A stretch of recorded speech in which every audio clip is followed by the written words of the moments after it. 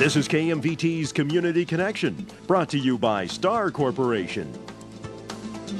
Good morning and welcome to this edition of KMVT's Community Connection.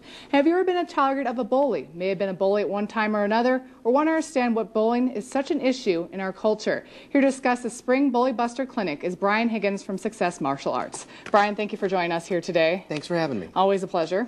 I try. You always have a lot of classes going on throughout the year. Let's talk about this spring clinic.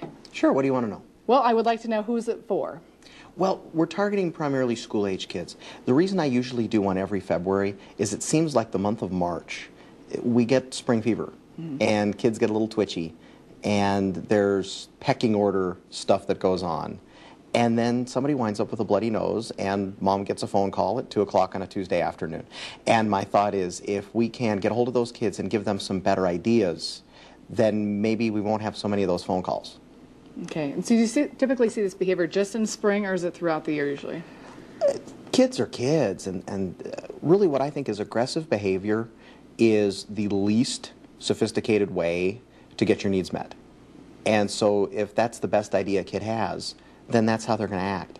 And so if we can give them better ideas, both for the kid who's being picked on and for the kid who's being a jerk, then everybody gets along better. I don't think anyone wants their kid to be the bully. But I don't think anyone wants their kid to be the victim either. I think healthy assertive behavior is what we're really after. And we've got some neat tools to help kids get those ideas. And are you really advocating parent intervention with this issue? With the schools or with the children? With the children. You know, I ask parents to talk to their kid. I think that schools have their requirements that they have to fall into. And those may not exactly fit with what every parent wants for their child. And so I think those are important conversations to have as far as where do you draw the line? What is normal kid behavior?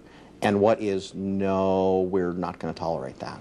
And do you think schools have made progress with their anti-bullying programs so far in the last few years? I don't know. It's an interesting question. I think that it's not schools' job necessarily. They have to keep a safe environment for the kids. However, they're so busy and they're so pushed for time. I don't know if they have the one-on-one FaceTime with each and every child to build the relationship, to help them make better choices about how to get those needs met, especially, you know, as you suggested earlier, maybe, if those messages aren't being delivered real well at home.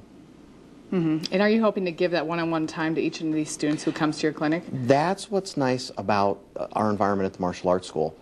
Fewer kids, short, intense bursts of time where we really can help those kids. And then there's a longer time frame as well. You know, kids aren't a martial arts student for just 6 weeks. They're there for quite a while, and it lets us help shape those ideas over time. Now, is this a first-come, first-served basis? Do you have a limit on your class size? You know, I'm going to put as many little butts on the floor as I can and help as many kids as I can. I mean, I imagine if I had 300 or 400 kids, we'd probably run out of space, but... Take it outside. Sure, yeah, absolutely. We'll do it in the parking lot. But I'd like to help as many kids as I can. All right, well, it's coming up pretty soon, February 23rd, and it's going to be held at Success Martial Arts in Twin Falls on Kimberly Road. Starts at 4:30 p.m., and it's free, which is probably the best thing of all, especially for families struggling right now, and it's for children ages 6 through 12. Thank you so much. Thank you.